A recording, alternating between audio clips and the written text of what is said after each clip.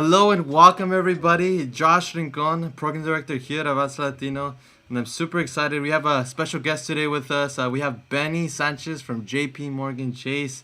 Benny, go ahead and introduce yourself and thank you for joining us today.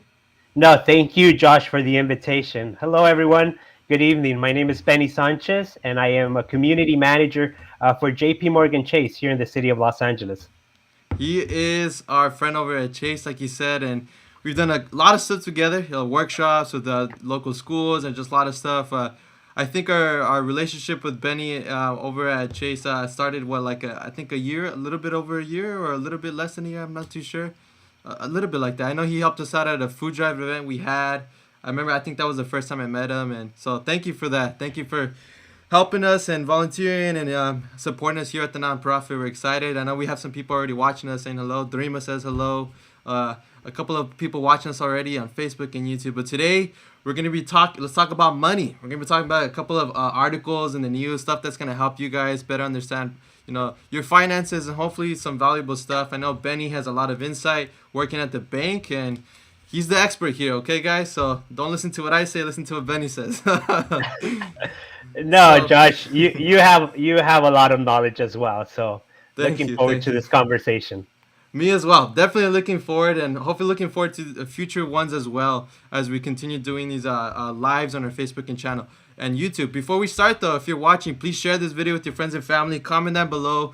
Any questions, anything you have, really. We'll look at the comments. We'll be checking them live, and we'll respond to them. But yeah, we want to start off with this first article. It's very interesting. As you can see, the title says this 25-year-old makes $150,000 a year and invests almost half of what he earns. So some context about this guy. His name's Ron. He graduated from university in 2018. He makes $110,000 as an associate producer for a TV network and an extra $40,000 as a part-time production manager. But here's the thing about this guy. He makes $150,000, but I was looking at the article. I was reading more into it. He works 9 a.m. to 11 p.m. on the weekdays, and on the weekends from 2 p.m. to 9 p.m. So that's roughly a little bit over 80 hours a week. So I can see why he makes that too, because he's working a lot. He's working a lot of hours. So Benny, what do you think about that? Is that normal? Would you say for a 25-year-old to make 150K and save half of his money and invest it? No, I don't. Honestly, I when I read the article, I was surprised Mm-hmm. because it's not the common, right? But him working, how much time he works, you could tell that he's a hustler, Yeah. right? That he loves money, and again, he likes to save money. If he's saving almost 50% of what he's making, that's just awesome. It is, yeah, it is. It is amazing, and like you said, he's a hustler. I mean, one of the quotes he said is "Save money."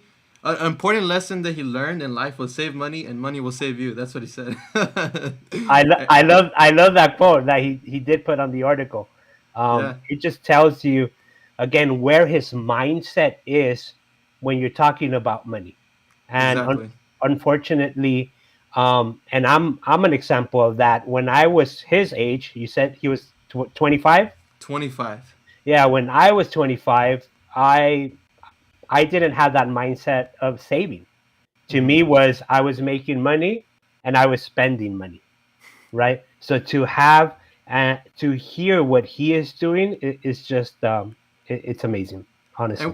And would you say if you were to save just a little bit, maybe just 10% of your income in your 20s, you'd be in a better place in your 30s and 40s, like on average, most people?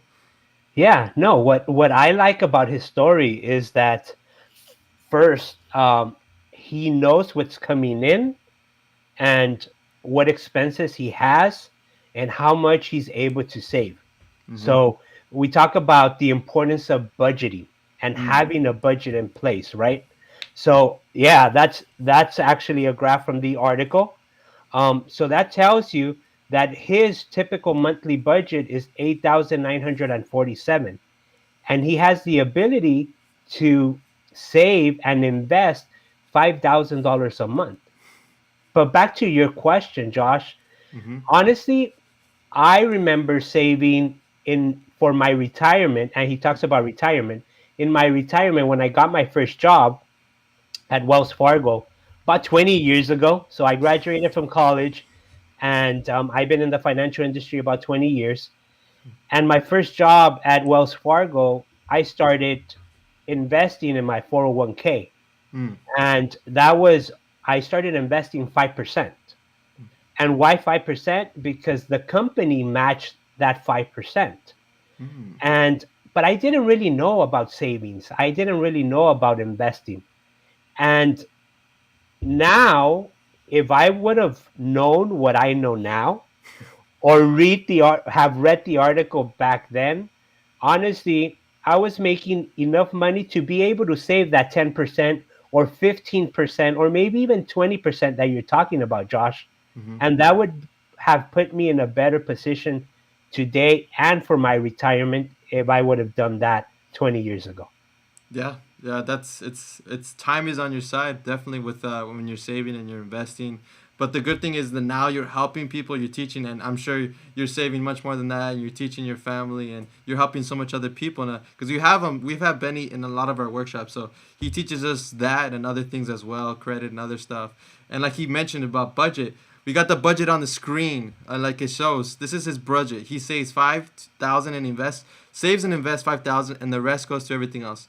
His rent, he said this was interesting. He splits it with his girlfriend. So he lives with his girlfriend, so he splits it. So that's a gentleman. I mean, what was I gonna say? If he was gonna pay it all, it's a different generation, I guess I would say. Because growing up, my dad, he would always tell me, when you go out with your girlfriend, do anything with your girlfriend, you gotta pay everything. But it's a different generation. There's like, no, we can both split it.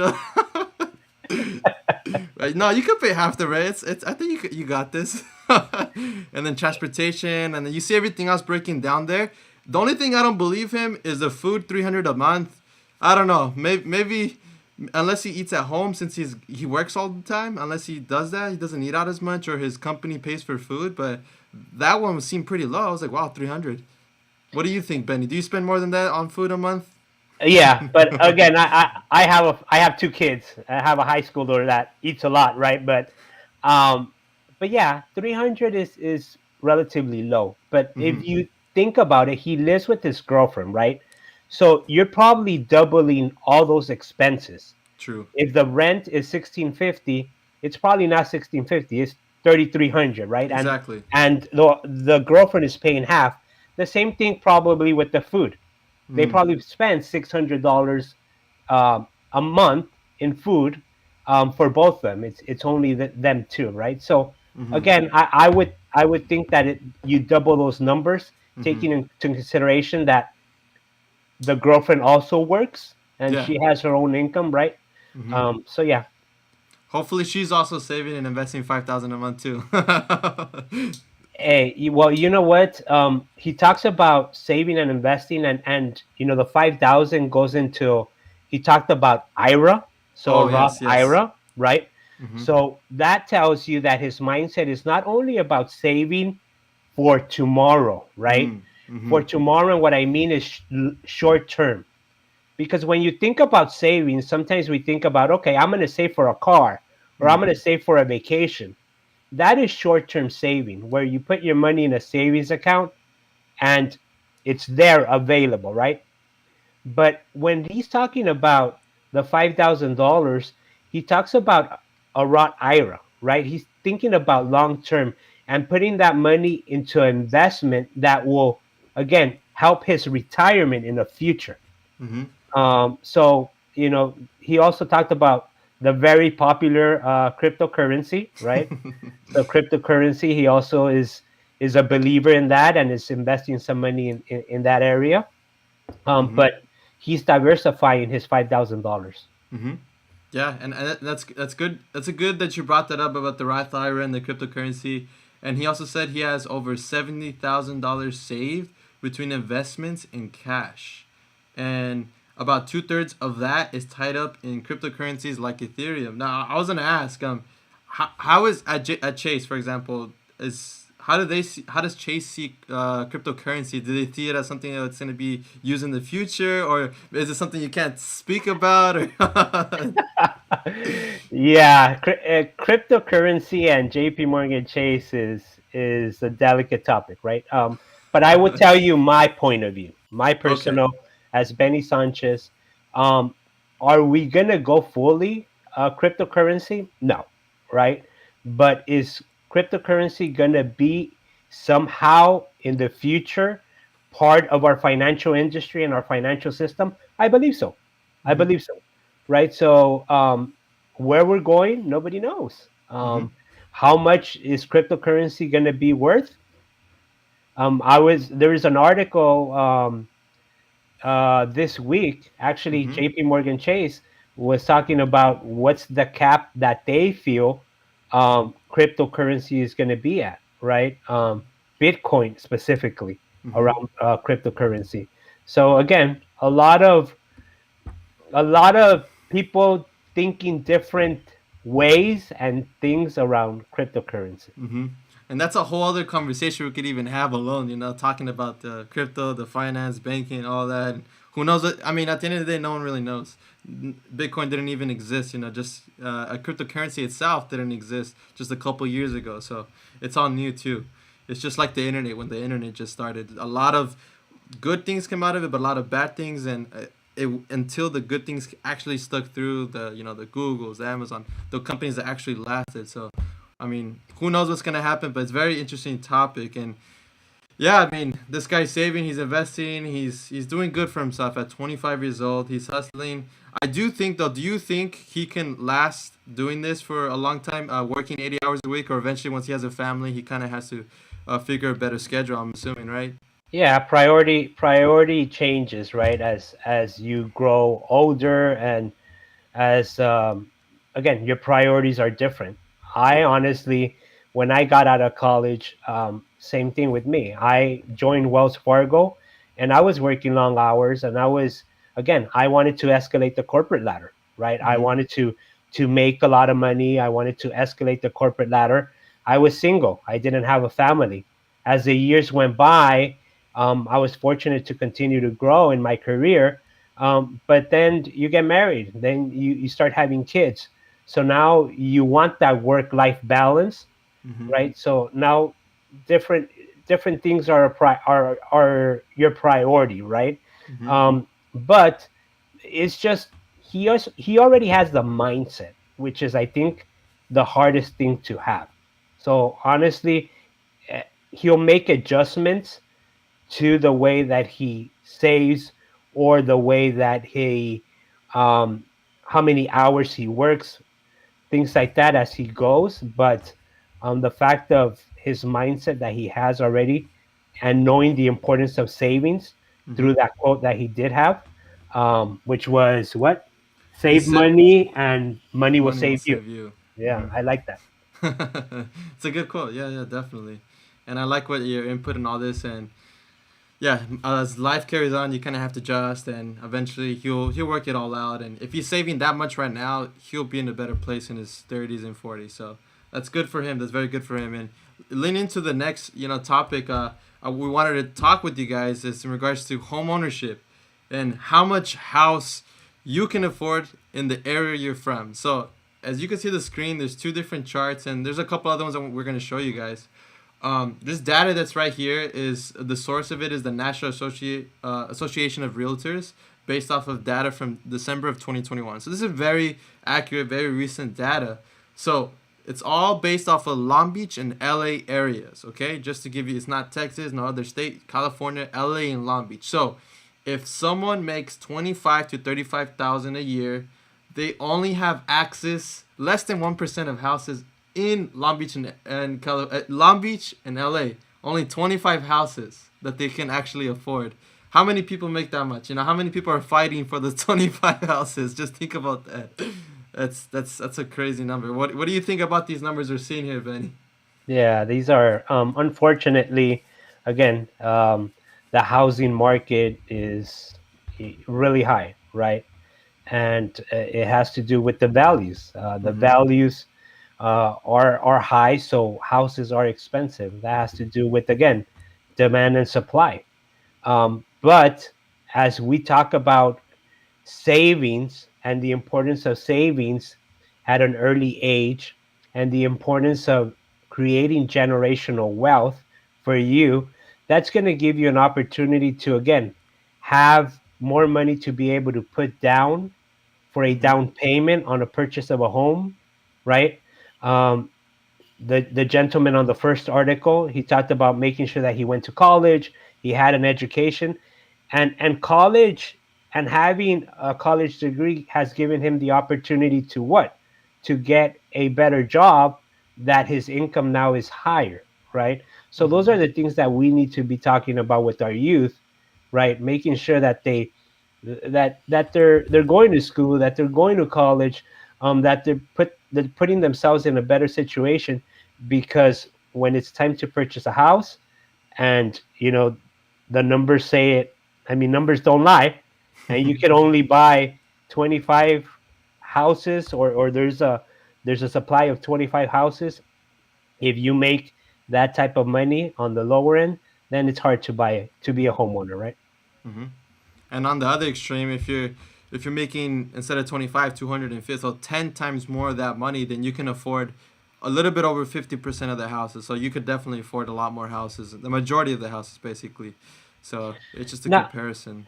one thing I would like to add, Josh, on this Mm-hmm. is, when we think about being a homeowner, right, and purchasing your first home, we also have to think outside the box sometimes.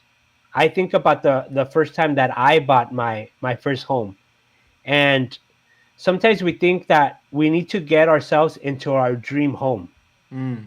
and we need to buy our first home near to where Los Angeles, or near to where we work.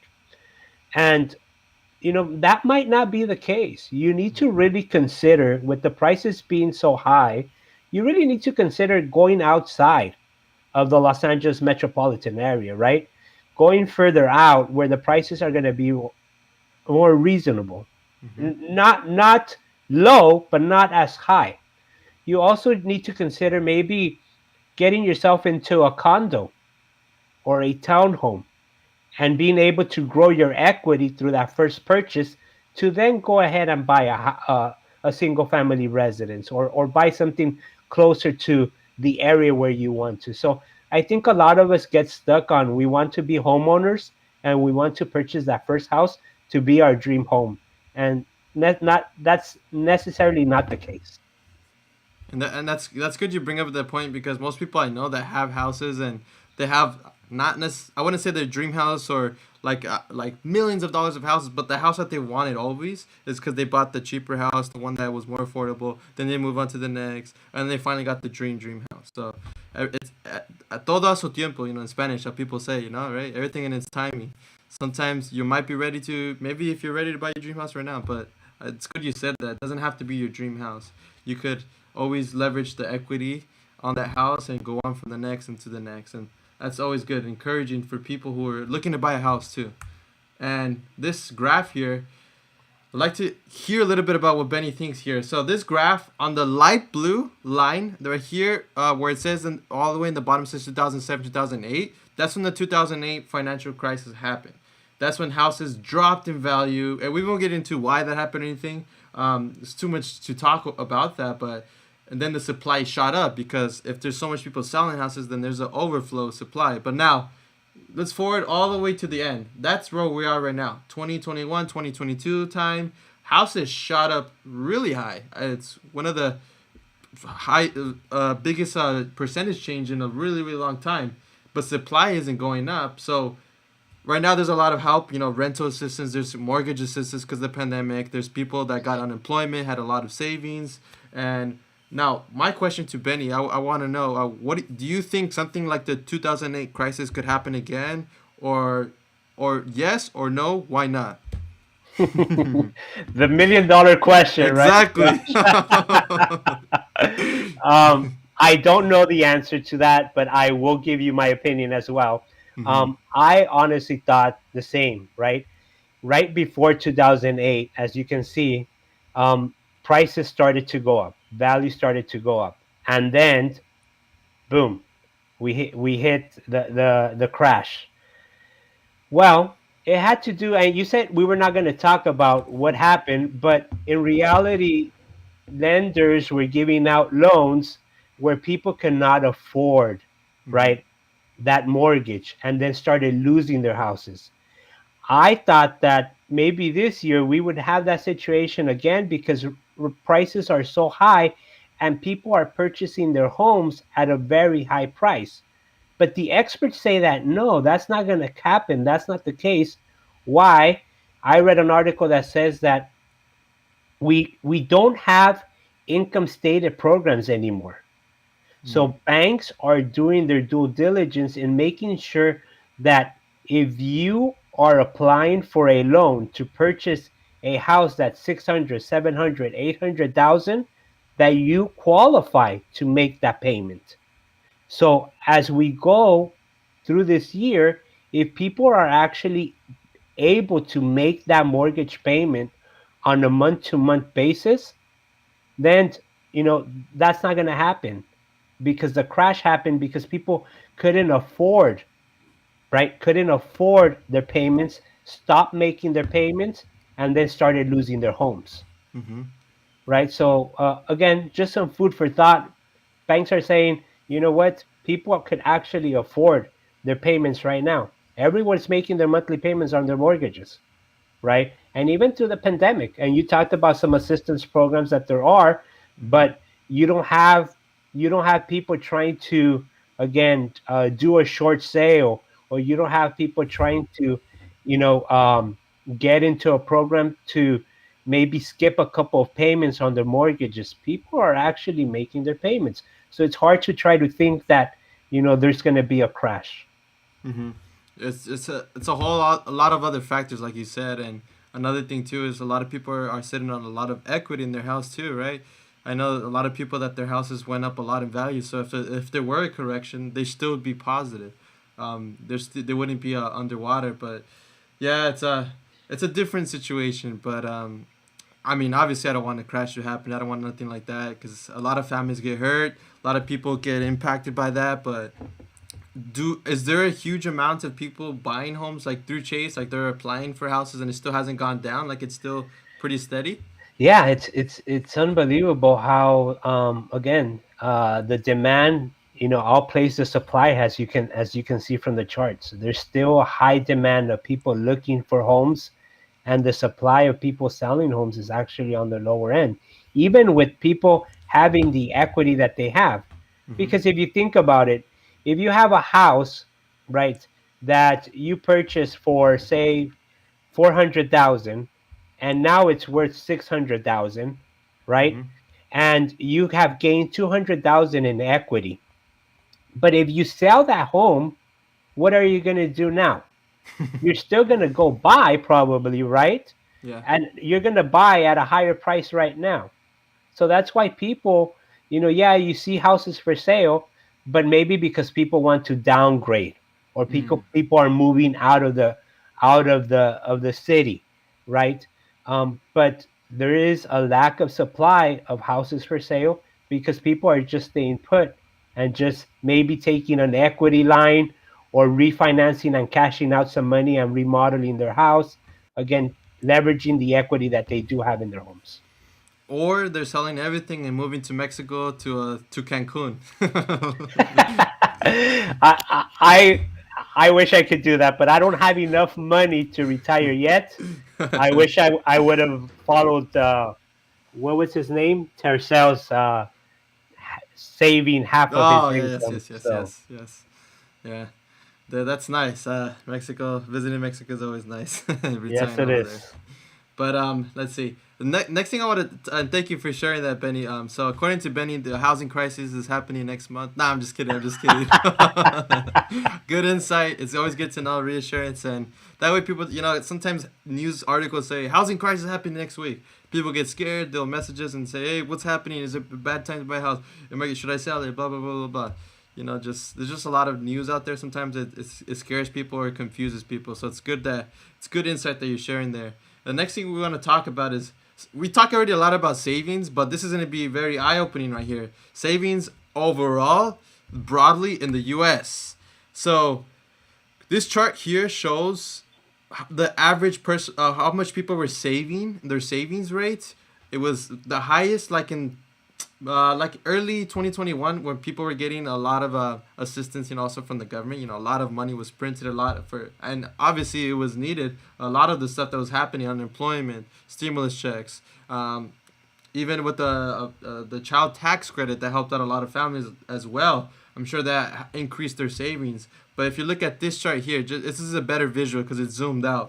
We haven't had that amount of people with such over 30% savings rate, which is crazy. Most people don't even save 10. That they have 10%. I mean, over 30% savings rate. Nothing has happened like that in the last like over 60 years. What do you think about that, Benny? Wow, this is eye opening, right? Again, a couple of things that go into play, which you mentioned, especially during the pandemic, the stimulus checks at the beginning of the year, right? So as people have been, quarantined in their homes or stuck without being able to go out or travel, what happens with that money? You tend to save it, right? You're not out there spending, going to Cancun like you like, Josh, on a vacation, right? Because of the pandemic. So people are saving that money.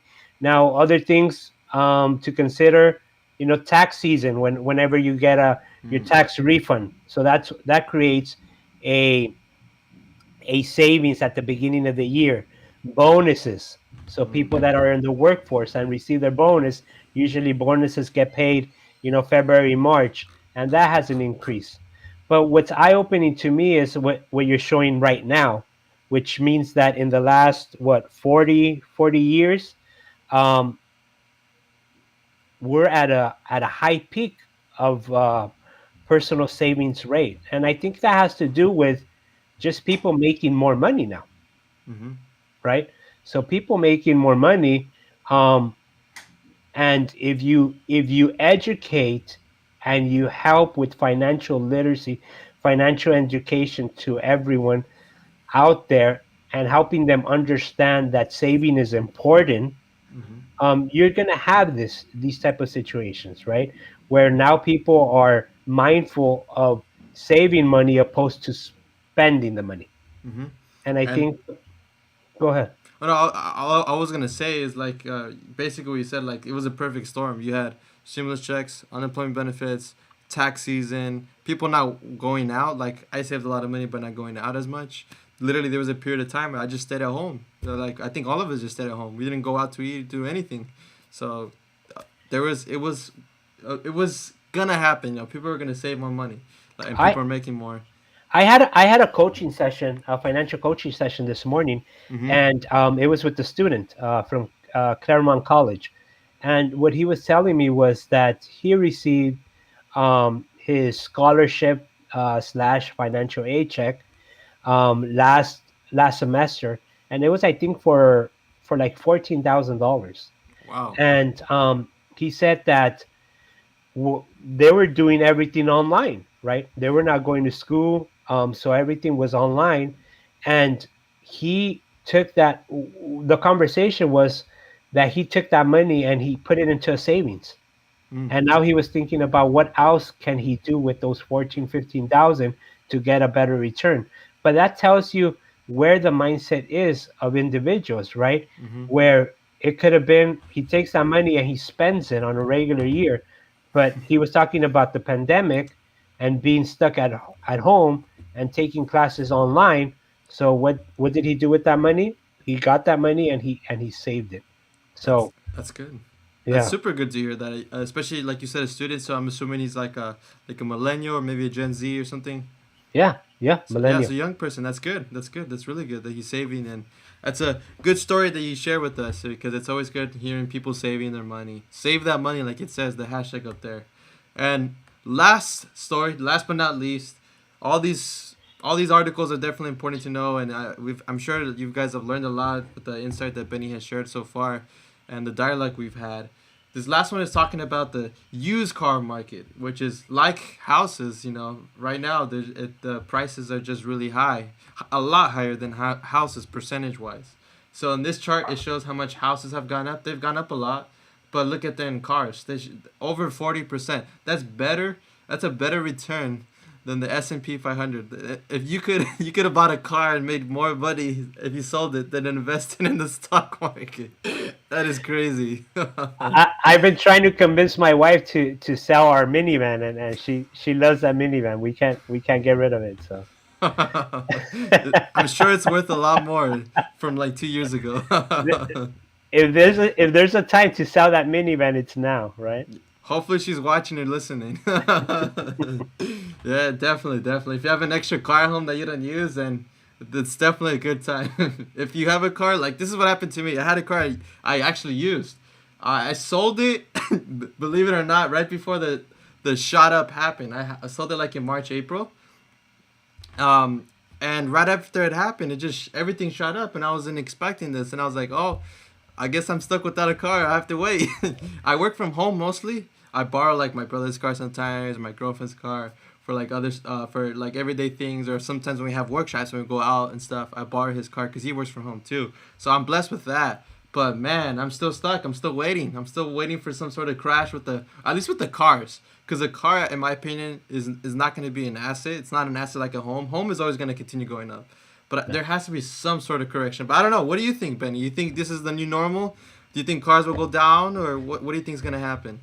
Well, first, why, right? Yeah, Like, let's talk why, about why, why. why from March on is there an increase? Well, first of all, supply and demand.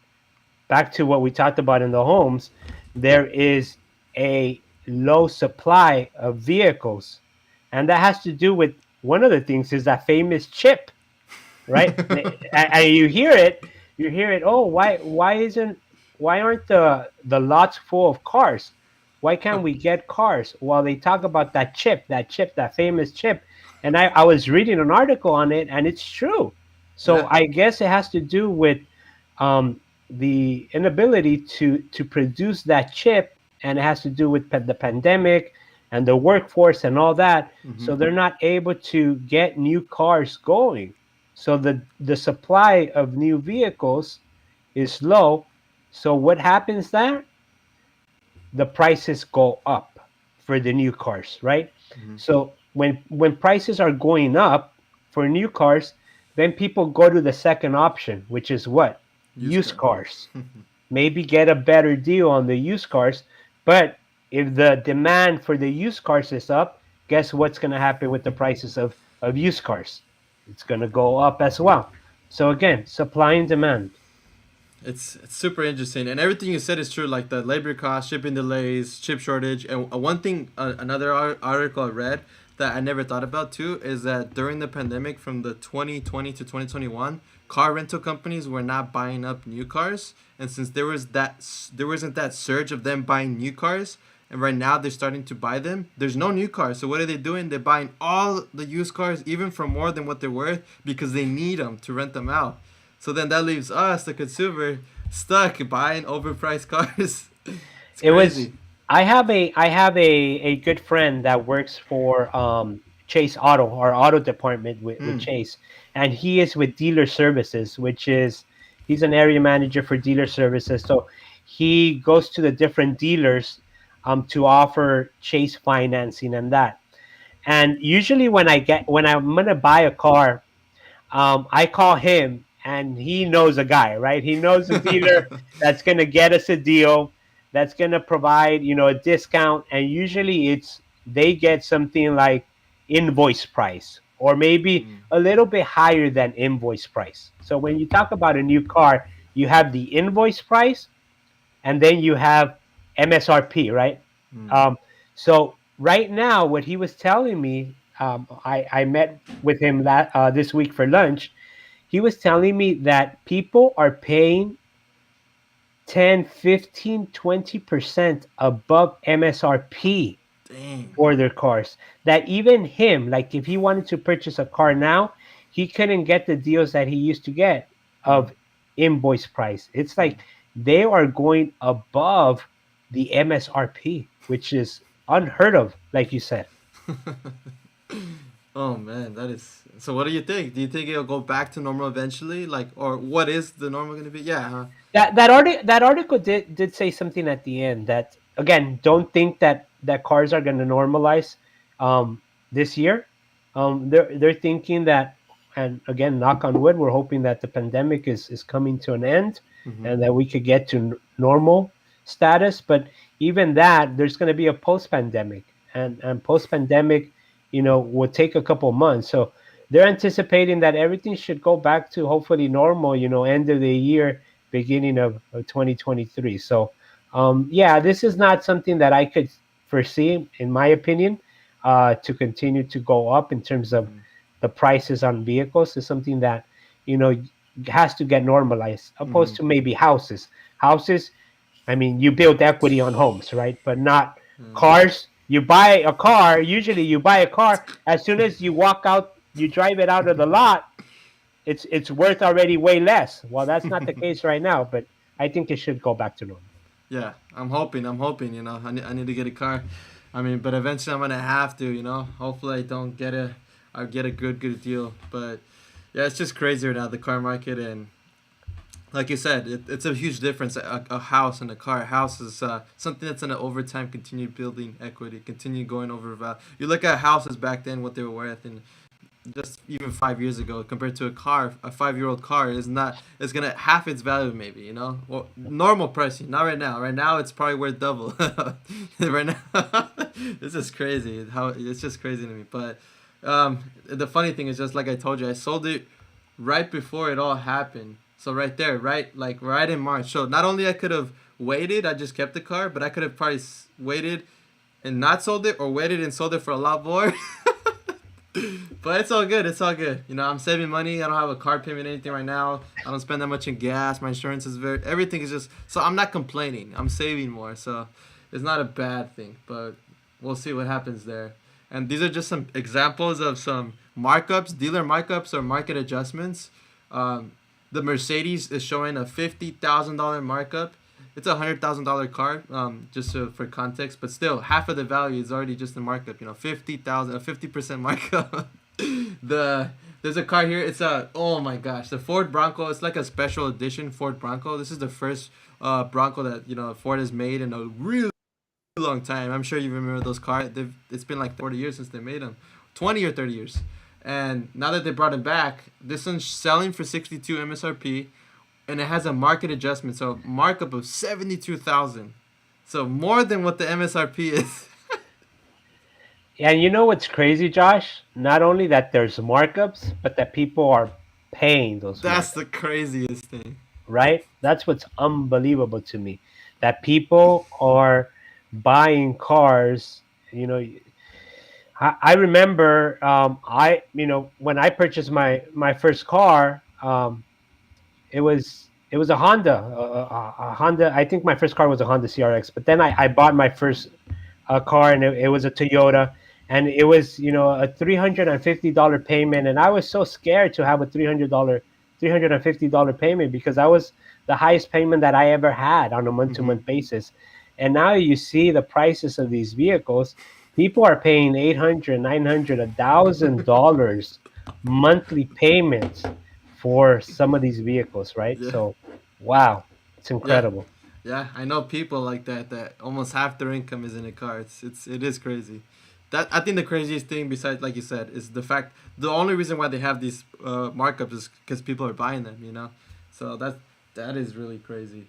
These markups are very high, and we've come to an end, everybody. We went over 4 amazing topics, and they're all tied back to the personal finance, financial literacy, saving, investing, being smart with your money, budgeting, all those very important things that we talked about. I don't know if you have any final remarks, Benny, before we end our live today.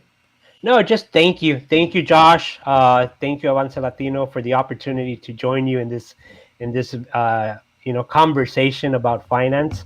Hmm. Hoping that our audience learned a little bit about the articles and the topics that we discussed, and looking forward to future conversations with you, Josh. Likewise, thank you again for accepting the invitation, and hoping to have you again here soon as we talk about money, saving your money. It's like the hashtag says, save that money. Diana commented, save that money, Dorima says hi. It's just everything's super interesting. A couple of comments are seen here on YouTube as well. Excelente información. Someone commented. So thank you everyone that's watching. You know, before we end, just want to say thank you to Benny as well. And hopefully we see him again soon with us here on Facebook and YouTube. And be sure to share this video with your friends and family. And thank you to everyone. We will see you soon. Take care.